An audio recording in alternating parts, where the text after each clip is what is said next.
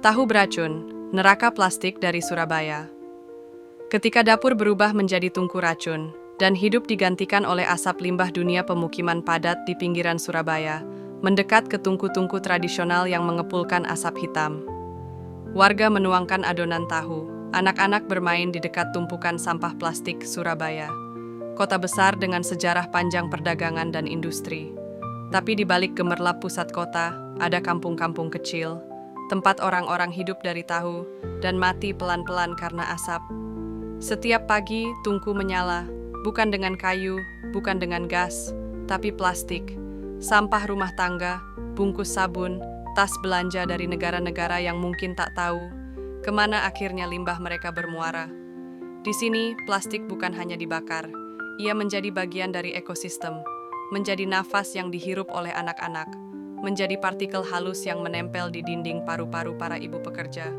Dan tahu, makanan sederhana itu kini jadi simbol tragedi.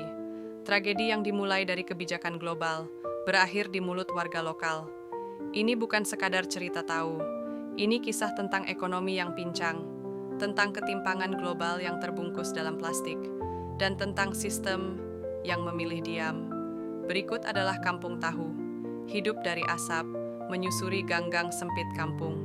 Warga sedang mengaduk kedelai, memotong tahu. Tungku menyala dengan tumpukan plastik terbakar. Anak-anak bermain tak jauh dari tempat beracun. Di kampung ini, tahu bukan sekadar makanan, ia adalah warisan, sumber kehidupan yang diturunkan dari generasi ke generasi.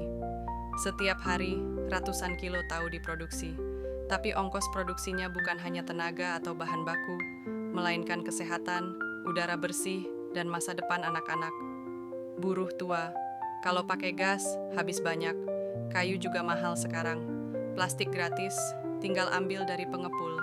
Dan disinilah dilema itu lahir, di mana kebutuhan hidup menabrak logika lingkungan, ketika orang miskin dipaksa memilih antara asap atau kelaparan. Tangan keriput memindahkan tahu ke loyang, tapi satu hal yang tidak terlihat adalah bagaimana asap itu perlahan-lahan membakar sesuatu yang jauh lebih penting, paru-paru, darah, masa depan. Tahu yang kamu lihat di piring itu tampak biasa, tapi tahukah kamu, ia lahir dari api yang salah? Dioksin, furan, PBDE, kata-kata ini asing di telinga banyak orang, tapi mereka adalah senyawa racun paling mematikan di dunia. Satu butir telur dari desa ini bisa mengandung 200 pikogram dioksin per gram lemak. Itu sekitar 80 kali batas aman Eropa. Dan itu baru dari telur. Belum tahu, belum udara. Dioksin tidak larut dalam air, ia larut dalam lemak. Artinya, sekali masuk ke tubuh, ia menetap, membangun koloni kecil di dalam darah, organ, dan bahkan plasenta. Simulasi bioakumulasi dalam tubuh manusia. Ibu hamil makan tahu, janin dalam kandungan, efeknya kanker, kemandulan, kerusakan sistem hormon, dan yang paling menakutkan, pewarisan racun secara biologis kepada anak. Tahu dari desa ini tak hanya dimakan oleh warga, ia dijual di pasar-pasar besar. Mungkin sudah sampai ke kota-kota tempatmu tinggal.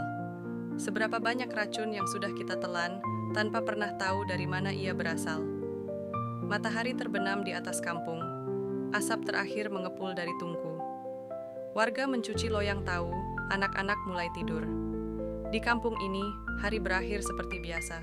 Tungku padam, tahu siap dijual. Dan asap perlahan menghilang dari pandangan, tapi tidak dari paru-paru. Dioksin tidak punya suara, tapi ia membunuh dalam diam. Ia tidak meledak, ia menunggu, menumpuk dalam jaringan tubuhmu, hingga waktunya tiba. Dan di tengah semuanya, ada manusia yang hanya ingin hidup, bekerja, memberi makan keluarga, tapi dunia ini tidak memberi mereka pilihan yang adil. Maukah kamu terus makan tanpa tahu apa yang terjadi di baliknya? Mungkin, tahu itu masih terasa lezat, tapi setelah kamu tahu ini semua, masihkah kamu bisa menikmatinya dengan hati yang tenang? Jangan lupa like, share, and subscribe.